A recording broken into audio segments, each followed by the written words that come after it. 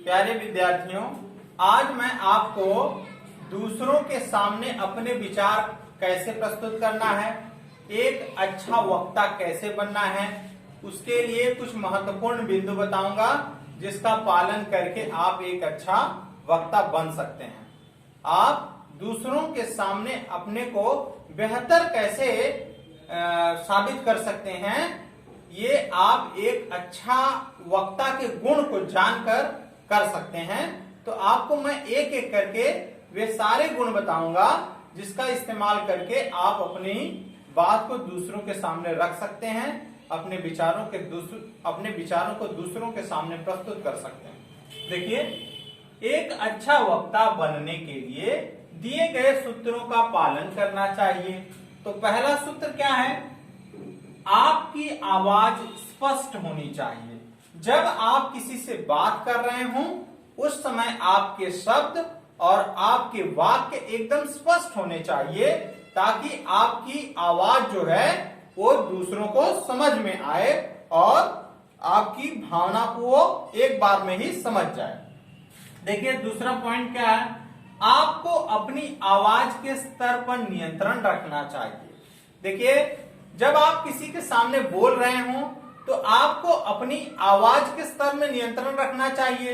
जैसे आप किसी असेंबली में गए हों और आप एकदम धीरे धीरे बोलेंगे तो आपकी आवाज सभी लोगों तक नहीं पहुंच पाएगी, आपके विचार को सब लोग समझ नहीं पाएंगे और आपकी भावना को भी नहीं समझ पाएंगे। तो आपको क्या करना चाहिए? वहां पर तेजी से बोलना चाहिए ताकि आपकी आवाज सभी तक पहुंच सके। उसके बाद अगर आप दो ही तीन लोगों के साथ बात कर रहे हैं और चिल्ला चिल्ला के बात कर रहे हैं तो भी सामने वाले व्यक्तियों को आपसे बात करने में असुविधा महसूस होगी। तो आपको अपनी बात पर नियंत्रण रखकर ही बात करनी चाहिए। देखिए, आपको परिस्थितियों को ध्यान में रखते हुए उचित शब्दों का प्रयोग करना चाहिए। देखिए, आप जब किसी के कहीं पर जा रहे हैं, किसी के सामने जा रहे हैं और वो किसी दुख से दुखी है और आप वहां पर हंसी मजाक करेंगे तो उसको अच्छा नहीं लगेगा। आप किसी के घर गए जहां पर कोई मर गया है और वहां पर आप जोक करेंगे, हंसी मजाक की बातें करेंगे तो सामने वाले व्यक्तियों को अच्छा नहीं लगेगा। तो आपको वहां पर दुख वाली बात करना है। और अगर आप किसी शादी के माहौल में जा रहे हैं तो शादी के माहौल में जाएंगे तो आपको कैसी बातें करनी है? वहां पर हंसी मजाक की बातें करनी है, तब सामने वाले व्यक्तियों को अच्छा लगेगा।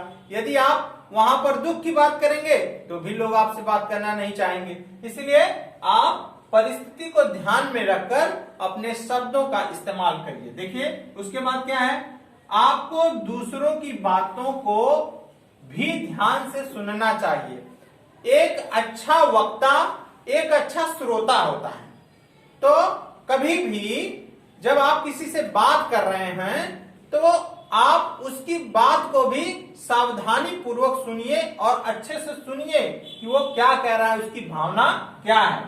अगला महत्वपूर्ण बिंदु है, आपको विषय से भटकना नहीं चाहिए। आप जब किसी से बात कर रहे होते हैं तो कभी कभी देखेंगे कि हम किसी विषय पर बात कर रहे होते हैं और कोई व्यक्ति किसी और टॉपिक को इसमें छेड़ देते हैं, किसी और मुद्दे पर बात करने लगते हैं, राजनीति में घुस जाते हैं। तो उससे व्यक्तियों को अच्छा नहीं लगता, आपका इंप्रेशन खराब होता है। ठीक है, तो आपको जिस विषय पर बात की जा रही है उसी विषय पर बात करना चाहिए। इधर उधर किसी और टॉपिक पर नहीं जाना चाहिए, किसी और विषय पर नहीं जाना चाहिए। यदि उनकी रुचि ना हो तो आपको दूसरों से बात नहीं करनी चाहिए। यदि आप सामने वाले की रुचि को समझें, क्या वो आपसे बात करना चाहता है? यदि वो आपसे बात करना चाहता है तब आप उससे बात करिए। यदि वह आपसे बात नहीं करना चाहता तो आप उससे बात मत करिए। यदि वो आप जबरदस्ती बात करेंगे तो आपकी बातों को, आपके शब्दों को ध्यानपूर्वक सुनेगा नहीं, उसका ध्यान किधर और होगा। तो आप उसी के साथ बात करिए जो आपकी बातों को सुनना पसंद करे। इसी के साथ धन्यवाद। जय हिंद।